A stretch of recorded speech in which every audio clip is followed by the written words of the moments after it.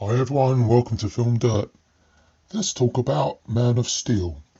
It came out a few years ago, in 2013, so it was a little while ago, wasn't it? Time flies. And generally, I think it's pretty good. It's a different take on the Superman character, obviously. They've started from the beginning again, after the Richard Donner version has become well established. And I think they did really good. I think Henry Cavill as well is an amazing Clark Kent Superman. Absolutely fantastic. I mean, he's also born to play the role, isn't he? I mean, no doubt about it. Now, it was always going to be a very, not controversial, but a big task, well, and possibly controversial, to replace what we've already established before. Like, when you think of Superman, you think of the crystal planet and the crystal fortress of solitude that he retreats to. So now what they've had to do is reinvent that world that Kal-El inhabits and produce different tech, because you can't have a crystal spaceship, really. You can't tell the same movie again. And I think I like the tech a lot. I think it was a logical way of doing it. They've got some type of virtual screen that looks very chrome-like that appears when he's in the ship, I believe, and it's all very interesting. It doesn't look of this world. It's not like a hologram screen appears, and that would look a bit too much like Star Wars for me. And the way they did it here, I think, is great. It's interesting that it's a monochrome chrome look. That's almost retro futuristic, if you can think of both terms at the same time. I thought it was a little bit Art Deco in places as well, with the curved edges and the funky designs. I found it interesting. I don't know what they invented, what Zack Snyder did. I think is really interesting. So we have a little bit of a similar story to what we saw in the Donner movies, with Jor-El, played by Russell Crowe, sentencing Michael Shannon's General Zod to the Phantom Zone. And it's done just different enough, but it's essentially a very similar story. I'd like to have seen something else personally, but the way it's all executed and the performances, I think just about save it, and it makes it all very worthwhile to watch this kind of story retold in a new telling. Michael Shannon, I think, is great here. A very worthy General Zod. He's got a little bit of a presence, hasn't he? He's got, I don't know, it's his eyes maybe, and he's in the room, and he's on screen. And I do like his performance, and a good casting choice. He's almost menacing, isn't he? And then you've got the scenes where young Kal-El is on Earth. He's obviously being told about keeping his powers secret. Fantastic performances by his Earth parents, Kevin Costner and Diane Lane. I mean, it's all really good and very well casted throughout the film. Amy Adams as Lois Lane is great, and Laurence Fishburne as Perry White. It's all great, all good. You've casted some solid actors in key roles, and that's what Richard Donner did back in the day. It's all about casting. Casting is key, and they did that with Christopher Reeve. They found the man. He's the man that is going to embody this icon of cinema. I mean, there's no bigger role, really. I mean, Superman is Superman. You've got like a template type of person. Christopher Reeve was that man. Not in looks only, but in personality. And I think Henry Cavill's got that as well. I believe Brandon Routh had a good shot at it, and he was very good. I thought, I will have nothing bad said about Brandon Routh. Just a shame his movie wasn't up to par, but that wasn't Brandon Routh's fault. And here we've come to Henry Cavill again. It's a new telling of Superman, and he's made us believe, can we say a man can fly? He's made us believe, and it's all really good. When I mentioned the young Clark Kent in Smallville now, I I didn't think those scenes were too hot, where he's obviously has to move around, his powers giving him away, and having to keep them a secret as well and carry that burden. That was an interesting angle, but I'd like to have seen that told in a simpler way. We can see he's working in bars now, and he's clearly quite a big dude. No one's really going to pick a fight with him, so I found that part of the film a little bit convoluted, maybe. We could have toned that down and told it simpler. I just think he's clearly Superman. You know, he's clearly a large man that can take care of himself. Possibly could have casted a younger actor. And how they got away with that in the Donner films is that they casted a different actor. And then I believe that was a hibernation scene where he went from that actor that could fit in and go almost undercover, not many powers yet, to suddenly Chris Reeve as Superman. And then we've got that part of the character. So we've advanced a few years maybe.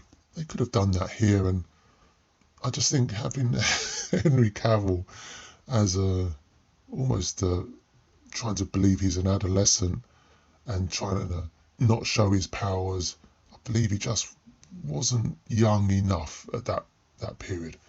But all the scenes, I think, executed brilliantly. Having to stand back and watch Jonathan Kent perish, yeah, it's all good, very touching stuff. And because it's all so good, it makes us believe in the acting, and that's what these movies are all about. We have to believe in the performance, and to sell such a ridiculous story to us. So that part of it I liked. When we get to Metropolis, all those scenes are great. It's good to see Laurence Fishburne as Perry White. I think he's good. He's a bit more of a mellow Perry, and that's fine. I find all those scenes quite believable. All of the stuff after that, when Zod arrives, and we have to have the big showdown, it's all great. There's some questionable CGI parts where I think it just looks a little bit too messy, maybe even a little bit rubbery, especially in the scenes where it's all speed and sped up slightly. But there's some really good shots among here. You've got Superman saving Lois Lane, and it's all good. But all of the stuff with the machine turning Earth into Krypton, I don't think we needed all that, and the tentacles. I just think it could have been told in a much more simpler way. The reason I didn't like that was because a lot of the destruction and the animation of the device itself didn't really look that convincing to me, and I think it just took a little bit too long, and that's where a lot of the film dragged for me. But I'm trying to find negatives, and they're compensated by all the good stuff that's in this film. I still highly recommend it. I think it's a really good version. And I've got one more negative. The filter applied, I think, is just a little bit too sepia. I think if they could just ease up on that. You don't want the colours to pop too much. I don't mind a little bit of a moody brown filter over it. I think they just went a little bit too far. Maybe 10%, 15% less, just so we can see what's happening and not make it seem like we're watching through sunglasses. I think that would have helped greatly. But I understand Zack Snyder's vision. A lot of his films are like this, and we don't want things to pop. We want things to look like art. And I'm going back to Art Deco and chrome and browns, and I can see the melding of ideas here that Zack Snyder tried to implement. I see the man as an artist, and what he puts on screen looks cool. And you've got slow-mo sections, and you've got sweeping images, and it all works. I like that style of filmmaking because he's not a hack. He's a genuine fan of this material. You can see that. And he wants to tell this story in a cool way and engage the audience in cool stuff. He basically wants to show what the audience wants to see. I'm looking at Henry Cavill here saving the fisherman guys. I mean, there's some good stuff there. And the first flight, fantastic. And it's all complemented with the fantastic score by Hans Zimmer. I mean, it's not as bombastic and in your face as the John Williams theme from the originals. It's all good stuff, and it's all good emotional beats that draw us in. It's a fantastic theme. You can listen to it in its own right. All in all, I do like this movie. I think the only negatives you're looking at, really, for me, is the slightly unnecessary scene with the tentacled machine at the end. I forget its name now. And the sepia filter, just ease up on that. But generally everything else is all good, and it's almost a pleasant surprise to see it told so well. So we can put the Donner films in the archive, not out of sight, out of mind. We've still got those, but this is an interesting retelling, and there's room for this. And it'll be good to see another few films set in the Snyderverse, as they called it. I think he's really onto something here. I mean, this is not only a good, simple story, but it's told very well. And these actors have made these characters really engaging. And there's room for them to continue this story in other films.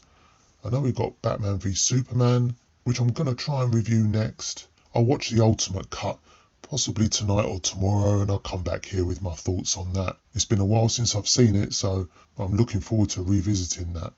So what should we give Man of Steel? Let's give it 4.5 stars. It is really good, and the negatives aren't really strong enough to outweigh the positives of it.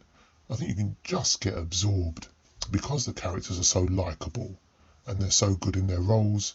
I think that helps a lot. And it is a simple story. You can overlook a few of the slightly questionable parts early in the film, in Kansas or Smallville, and a few of the effects towards the end in the big Metropolis fight. Other than that, it's great, and it's a good story. I'm looking forward to seeing it again with my older relatives who definitely grew up on the Richard Donner films. I think they'll like this one as well. So, thanks again for joining me, guys. I really enjoyed this film, as you can tell, and I'll look forward to revisiting Batman v Superman on the channel next. I've probably got a few things to say about that, and I'll leave you with just a little bit about myself. I'm not what they call a shill. I'm not in any of the studio's pockets. I don't even get any free tickets or promotional bonuses in exchange for fake good reviews. It does happen with a few other channels, and you won't get that nonsense from me. Thanks again. It was good speaking to you, and I will speak to you again next time. Thanks a lot. Take care.